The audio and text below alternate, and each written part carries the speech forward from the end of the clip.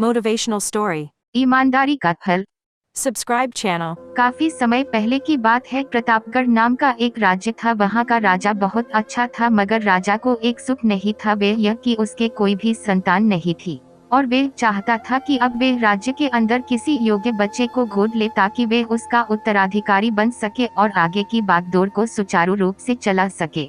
और इसी को देखते हुए राजा ने राज्य में घोषणा करवा दी कि सभी बच्चे राजमहल में एकत्रित हो जाए। ऐसा ही हुआ। राजा ने सभी बच्चों को पौधे लगाने के लिए भिन्न भिन्न प्रकार के बीज दिए और कहा कि अब हम 6 महीने बाद मिलेंगे और देखेंगे कि किसका पौधा सबसे अच्छा होगा। महीना बीत जाने के बाद भी एक बच्चा ऐसा था जिसके गमले में वे बीज अभी तक नहीं फूटा था, लेकिन वह रोज उसकी देखभाल करता था और रोज पौधे को पानी देता था। देखते ही देखते 3 महीने बीत गए। बच्चा परेशान हो गया।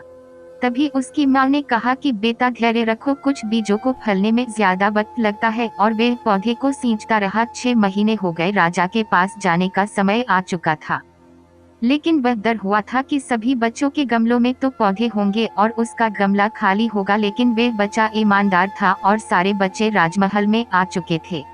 कुछ बच्चे जोश से भरे हुए थे, क्योंकि उनके अंदर राज्य का उत्तराधिकारी बनने की प्रबल लालसा थी। अब राजा ने आदेश दिया, सभी बच्चे अपने अपने गमले दिखाने लगे। मगर एक बच्चा सहमा हुआ था, क्योंकि उसका गमला खाली था। तभी राजा की नजर उस गमले पर गई। उसने पूछा, तुम्हारा गमला तो खाली है? तो उसने कहा, लेकिन मैंने इस गमले की 6 महीने तक देखभाल की है। राजा उसकी ईमानदारी से खुश था कि उसका गमला खाली है, फिर भी वे हिम्मत करके यहाँ आ तो गया। सभी बच्चों के गमले देखने के बाद राजा ने उस बच्चे को सभी के सामने बुलाया। बच्चा सहम गया और राजा ने वह गमला सभी को दिखाया। सभी बच्चे जोर से हंसने लगे। राजा ने कहा, शांत हो जाइए, इतने खुश मत होइए।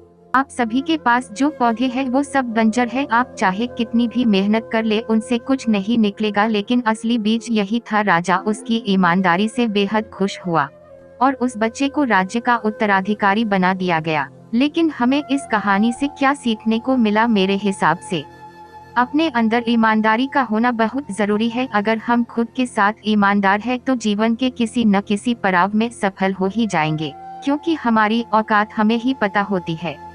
हम खुद को पागल बनाकर खुद का ही नुकसान करते हैं।